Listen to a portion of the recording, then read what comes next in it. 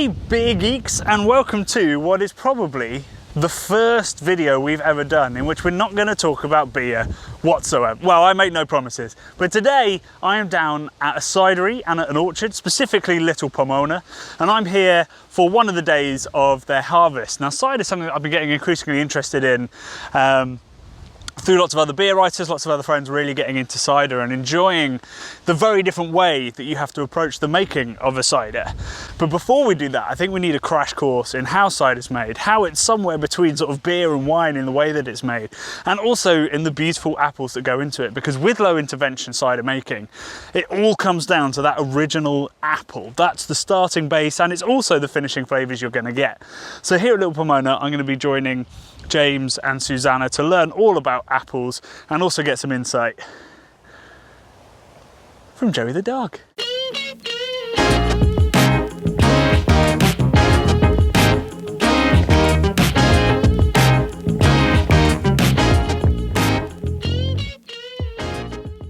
Little Pomona can be found in Herefordshire, a rural English county on the border with Wales. It's arguably the heart of British cider and apple farming, and home to some of the best producers, including the world-renowned Oliver's Cider, who we'll visit later. Before then, I'm going apple picking and orchard scouting with Susanna and James to show the journey of cider from tree to glass. So this is Little Pomona's little orchard. We're really chuffed. We've got about 120 trees here, 4 different varieties.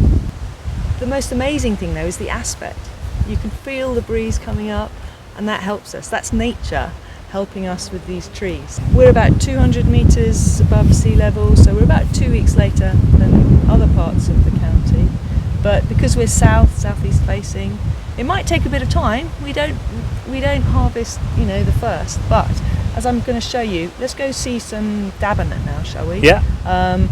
They're not yet ripe, but we'll taste them anyway, and you can see the beginning of the flavour. Dabanet really is arguably the king of cider apples. It's really popular because it grows well, but also you get some lovely flavours.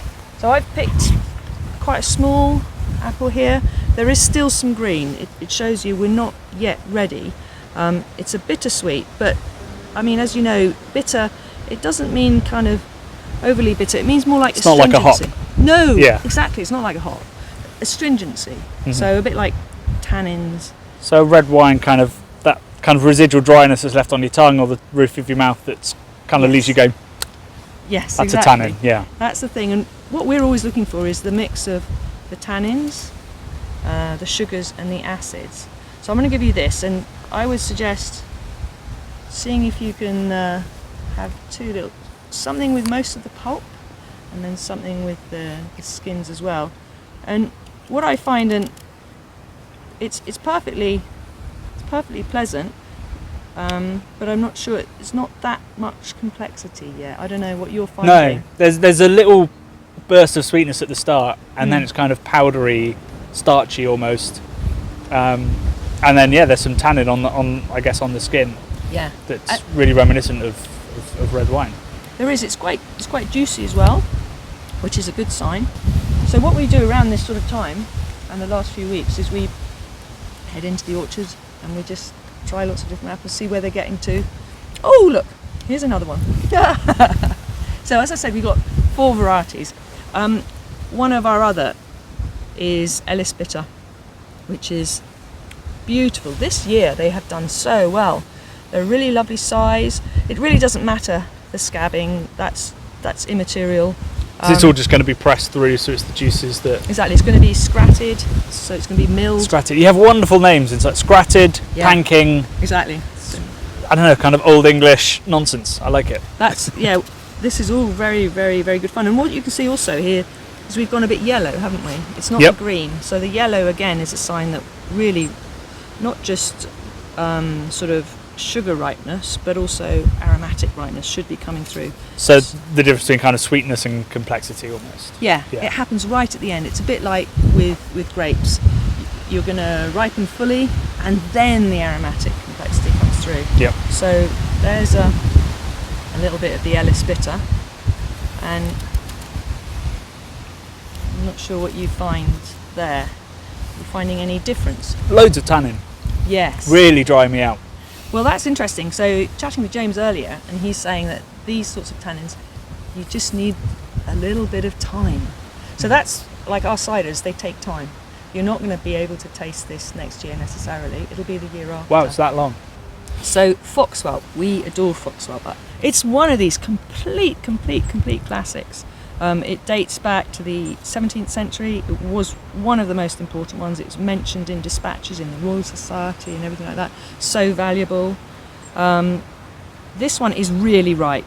We've mainly picked them last week, so you can see the colour is actually seeping into. Yeah, it's almost the like, flesh. is it nectarines that do that I'm thinking of?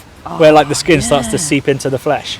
Well, this is the thing, and I'm going to try and I think we may have gone over ripe here, but that's all right. See if you get any acid at all. You look at me like I'm going to get loads of it. I don't know. I wonder if it's gone over. Have we got any acid left in there? Oh, there's lots of acid there. Oh yeah. Oh yeah, there is, isn't there? Right, Really sherbety. Yeah, I liken it to grapefruit juice first thing in the morning before you've woken up. It's that. Before you're drinking in your sleep. That's exactly what we try and really capture by choosing the fruit when it's really ripe and then protecting it all the way through the journey. If we can retain those amazing esters, those amazing flavours through until the glass, that's our aim. So this is the most important part of the cider making process, because you're trying to preserve all the complexity that you have and get it through to the drinker. Yeah. Whereas in like say in beer, you're creating those flavours. That's fascinating. Yeah, that's the difference. It's all about in the orchard. It's all about getting it really fully ripe, and obviously keeping your cider dogs happy. Yeah, he's definitely a fan of this one, I think. We spent the next few hours panking away to harvest everything that was ripe, and then when the crates were full, we headed off to another estate a few miles away to pick some more varieties. Most of Little Pomona's apples come from orchards other than their own, so much of the season is spent checking on other people's trees and indeed hunting down new places to pick. So it's a new dawn, it's a new day, and today we are down at the Netherwood estate, which sounds like something from Jane Austen, to scout a couple of orchards that Suzanne and James might be buying some apples from. The orchard has been through the mill. We've got trees falling down. Oh, another one there. Another one there. Absolutely everywhere. It's really interesting in cider making, so completely different to beer making, in that you don't actually know where your raw material is going to come from until pretty late, almost towards the end of harvest. Like, they'll know exactly what they're going to get and from where, so they can't really plan next year's production until they've seen exactly what the harvest has, which probably to a winemaker sounds completely normal, but to a beer maker is insane. The closest you come to that is not being able to contract exactly the hops that you want, but I don't know, it seems very sketchy to me. Strange way to run a business, a risky way, but it's the way it's got to be. They're so beholden to what nature's going to give them each year, and luckily this year, even though it's a fallow year, so a year where not many apples are actually growing this season, as the trees sort of take a bit of a rest, there seems to be plenty of really good fruit, and the harvest seems to be a little bit early, which means that, you know, sometimes they're still harvesting in December, and this year they reckon it's going to be a lot earlier. They can finish up and start concentrating on production. So yeah, this one seems pretty bountiful with the trees that are still standing. Just been handed this. So I'm learning all about the varieties of apple and the variety that comes within those varieties. This is called a chisel Jersey, and I think it's called chisel because it literally chiseled at your tongue. It's so incredibly tannic. It is bitter. I know we said earlier, it's not like hops, but there is bitterness there. Like, it's almost like, as James said, it's like Campari, and it is that fierce bite. And they only use it incredibly sparingly, and other cider makers don't use it at all. But it can add some real depth of flavour. Although maybe I wouldn't use it in anything but a liqueur that I was going to put lots and lots of fruit in. So we're now on the drive to the actual cidery, which I've only been to very briefly to drop off fruit. And this time I think they're pressing quince today, which is dead exciting, a really lemon sherbet kind of fruit.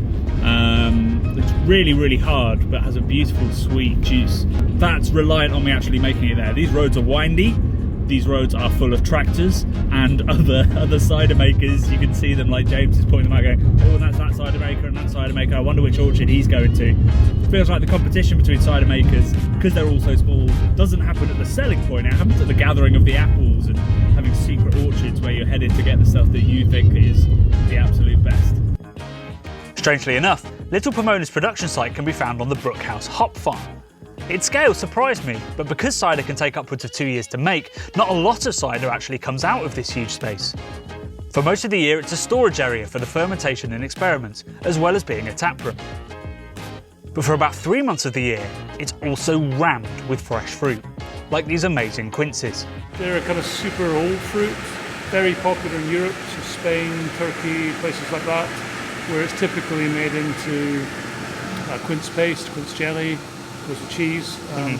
But here we're using it to make, well, we're not calling it cider, but like we're making a fermented quince drink, which we call Do It Puritan. Yeah. And last night you gave me a bottle to try of, it was a quince, apple and perry blend, yeah. Where sort of the quince seems to add like really sherbety lemon sweetness and like completely different to the apples, which are more sort of tannin. Well, the foxwhelp was quite sharp, but it's just a level of sharpness apples don't really get to. Super high acid, quite a lot of tannin, and then you've got these amazing lemony flavours, but also this really exotic perfume that comes off it. So kind of pineapple-y when we're pressing it. Rose water, different flowers. I mean, like ylang, all that kind of weird exotic flowers. Yeah. So, it's really amazing. So tell me about the pressing process. I mean, I've seen essentially this in vineyards, right? So all you're doing is squeezing it. Basically, yeah. So this is a modified grape press, essentially, that's been modified to process all sorts of soft fruits and apples. But it's exactly the same technology. It's what they call a pneumatic membrane press. So in that drum, there's a bladder that inflates under compressed air, and it pushes against grates that are perforated, and it leaves the solid matter behind, mainly, and pushes all the juice through, which is collected in the tray at the bottom and then pumped to wherever we're going to ferment it into. Right. And it's as simple as that. You press it and put it away in these IBCs, these big plastic tanks. This is going into an IBC. Some stuff goes into barrels, some goes into stainless, and it'll ferment wild. And we'll begin to build the blend of Do It Puritan as we press more things. Everything we do is fully fermented, so we don't back sweeten anything.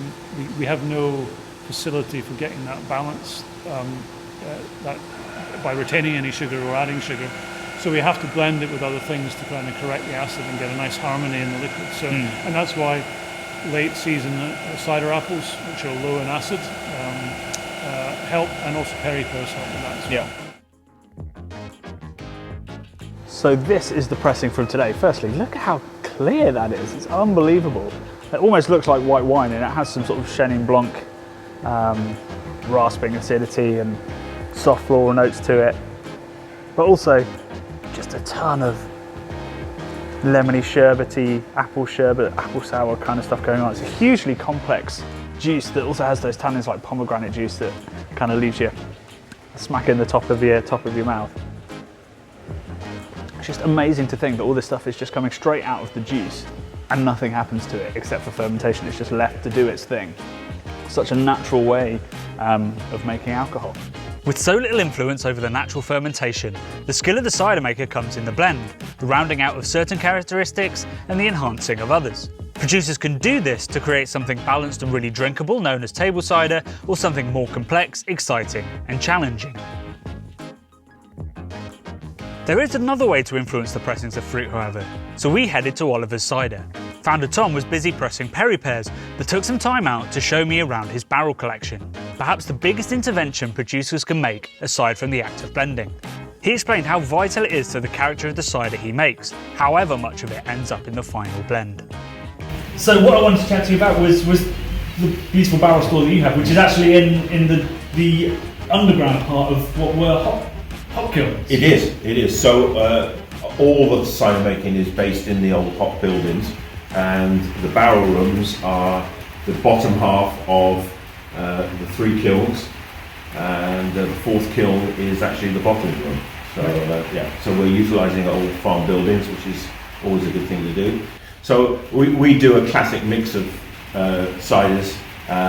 Traditionally, we do full-on, fully fermented in and matured in and aged in oak barrels for drinks like our vintage cider, which will be minimum of 18 months in barrel.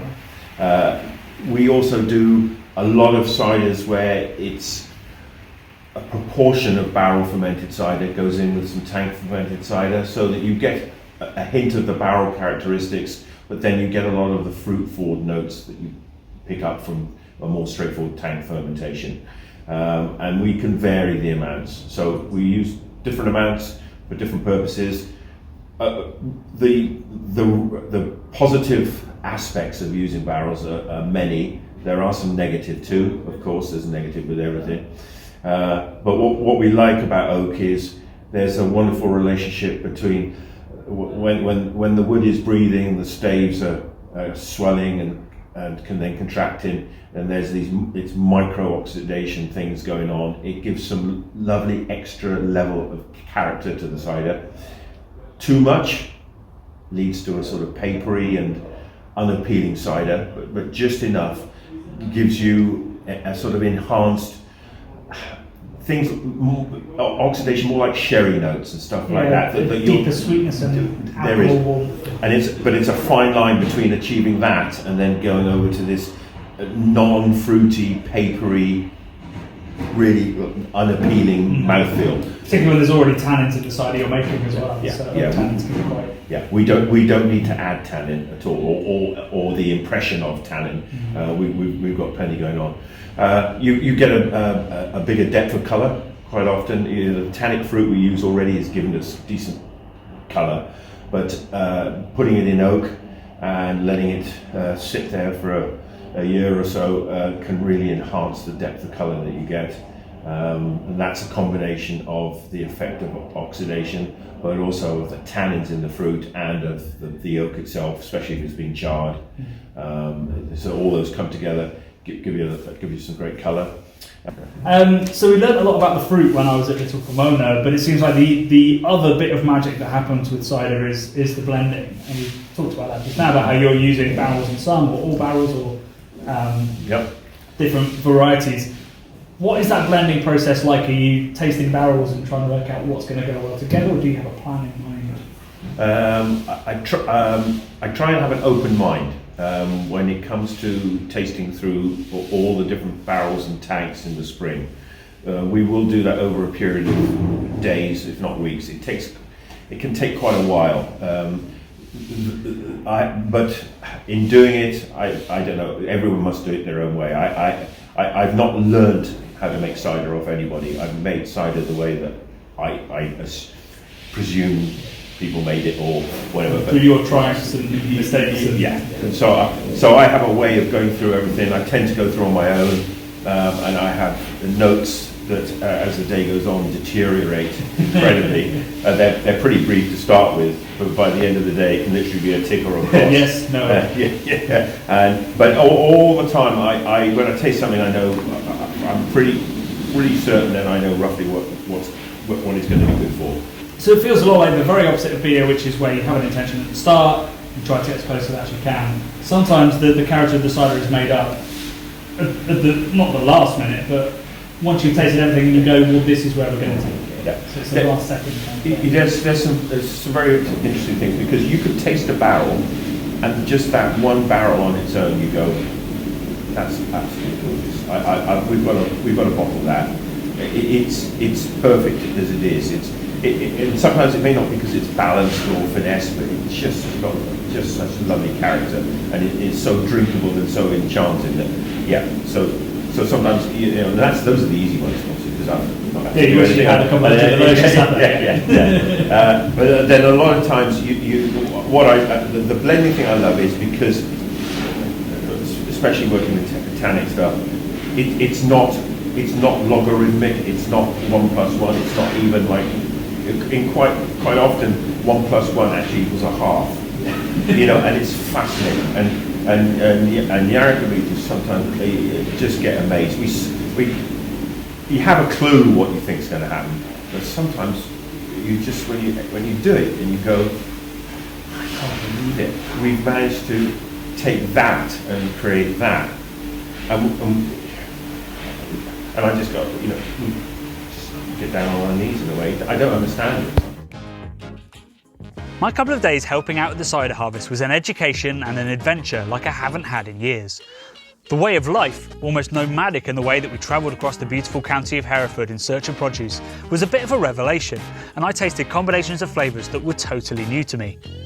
In next week's episode, I'll be sitting down with James and Susanna in their taproom to try a few of the ciders made in the local area.